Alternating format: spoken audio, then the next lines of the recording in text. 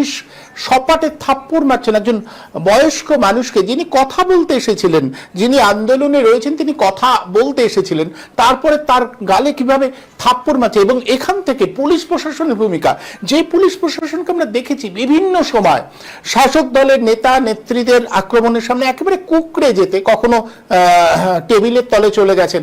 আমি পিসিআরকে বলবো যে গোটা স্ক্রিন জুড়ে সেই দৃশ্যটা যদি একটু দেখানো যায়, বারবার করে দেখাবো। আমি একটু ব্যাখ্যা চাইবো যে এইটা হচ্ছে আমাদের আজকের পুলিশ প্রশাসনের চেহারা। দেখুন, এই হচ্ছে পুলিশ, কথা বলছেন, কথা বলবার সঙ্গে সঙ্গে কথা বলতে এসেছিলেন একজন বয়স্ক মানুষ, তার গালে সপাটে চড় মারলেন। পুলিশ প্রশাসন, এ কোন পুলিশ? এই পুলিশ প্রশাসনকেই আমরা তো দেখেছিলাম যে একটা জায়গায় টেবিলের নিচে, শাসক দলের আক্রমণের মুখে টেবিলের নিচে আশ্রয় নিয়েছিল। মাত্র কয়েকদিন আগে আমরা এটাও দেখেছিলাম, অনুব্রত মণ্ডল, অনেকেই যার নাম উচ্চারণ করতে চান না, বলেন যে শাসক দলের প্রথম শ্রেণীর একটা গুন্ডা, সেই অনুব্রত মণ্ডল পুলিশ প্রশাসনকে কি ভাষায় গালাগালি দিয়েছিলেন। সেই অনুব্রত মণ্ডলের বিরুদ্ধে কোনো ব্যবস্থা নিতে পারেনি পুলিশ প্রশাসন। পুলিশ প্রশাসনের সর্বোচ্চ আধিকারিক, তার নাম নিয়ে অনুব্রত মণ্ডল যেভাবে একেবারে প্রকাশ্যে ফোনে বলেছিলেন, তারপরেও তার বিরুদ্ধে ব্যবস্থা নেওয়া হয়নি। অথচ বিরোধীরা কিছু করলেই কত বীর পুঙ্গব সেজে যায় এই পুলিশ প্রশাসন। এ কেমন পুলিশ? কোন পুলিশ? আমি বলছি এটা চূড়ান্ত। আমি বিভিন্ন জনের সঙ্গে কথা বলছিলাম, আজকে আনিসুর রহমানের আমার সাথে সংযুক্ত হবার কথা ছিল। আনিসুর রহমানকে আমি জিজ্ঞাসা করেছিলাম যে এটা কি পুলিশ প্রশাসন পারে যে প্রকাশ্যে একজনকে সপাটে থাপ্পড় মারতে? একজন বয়োজ্যেষ্ঠ মানুষ, তাকে এভাবে চড় মারতে পারে পুলিশ প্রশাসন? চূড়ান্ত বেআইনি সেই কাজটাই পুলিশ করলো। এবং আমি মীরাতন্তির কাছে আসবো যে মীরাতন্তি, এই হচ্ছে পুলিশের চেহারা। শাসক দল যখন আক্রমণ করবে তখন টেবিলের তলে চলে যাবে।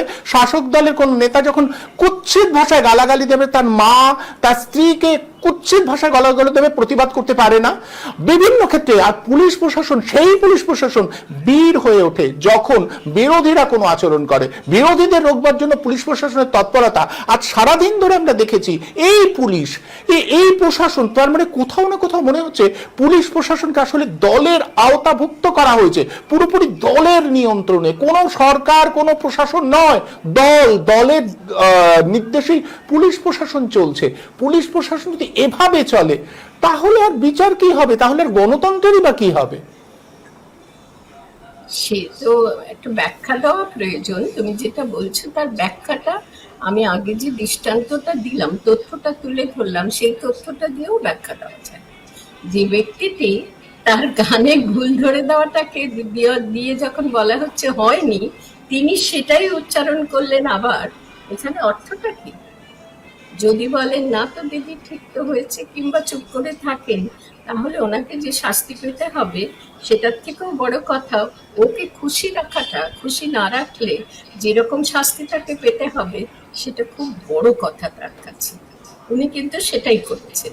উনি জানেন কিভাবে ওকে খুশি করতে হয়।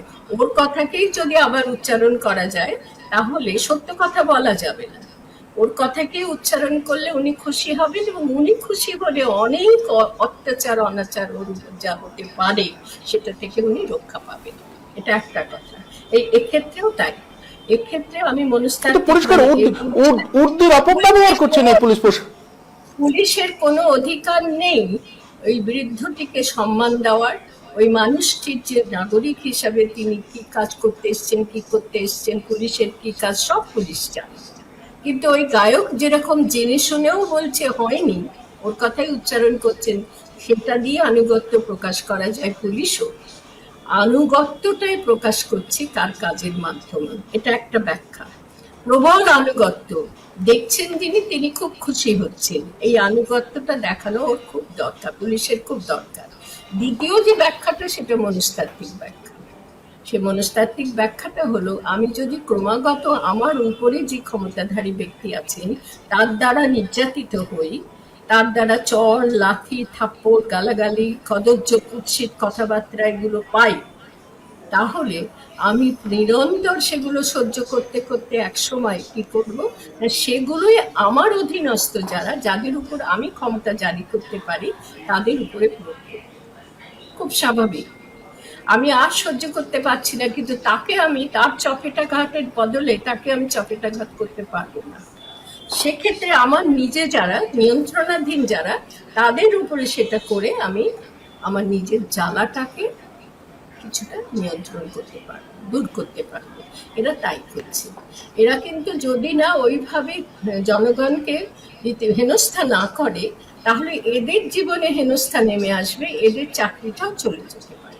তার এতটাই স্বেচ্ছাচারী, এতটাই স্বৈরতন্ত্রী একটি মানুষের হাতে আজ আমরা পড়েছি। আজকে আমাদের রাজ্য পুলিশ সেটা খুব ভালো করে জানে। অর্থাৎ এখানে পেশাধারী পুলিশ এই কাজটা করছে।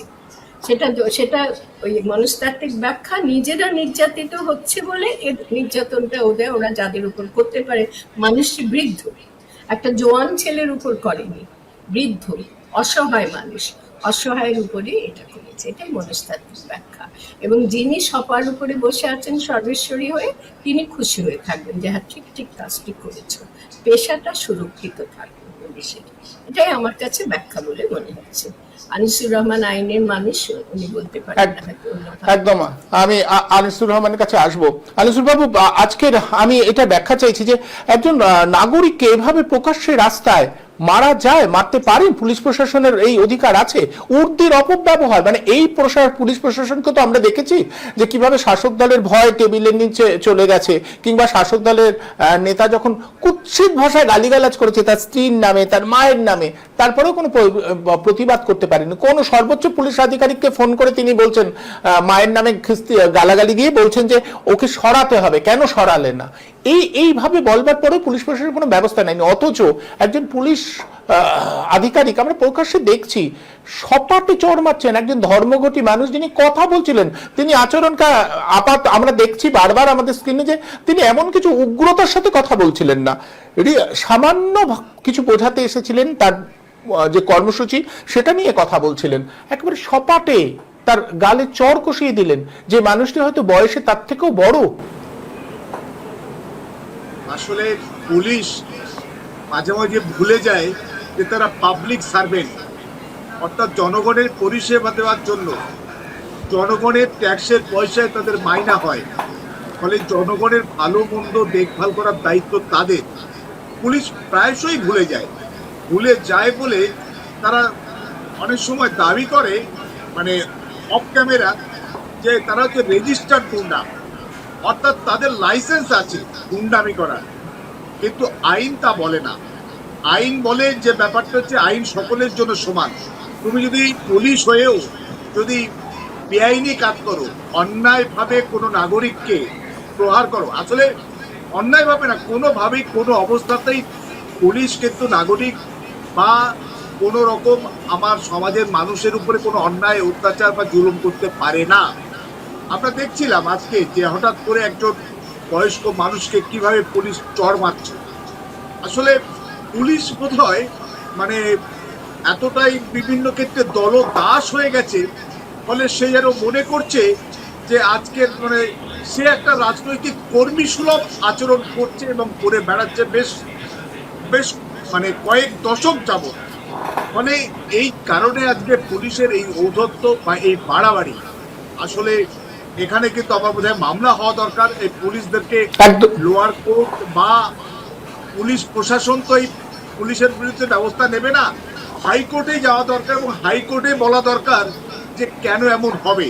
আমরা দেখেছি মেদিনীপুরে এর আগে কয়েকদিন আগে মেদিনীপুরে একটা বয়স্ক মানুষকে কিভাবে মহিলা পার্টি নেত্রী দুজনে মিলে কিভাবে একটা বয়স্ক মানুষকে কিভাবে পেটাচ্ছে, কিন্তু হাইকোর্টেই সেখানে তাদেরকে জব্দ করার বা তাদেরকে আইনের কাঠ করে দাঁড় করাবার একটা জায়গা আছে।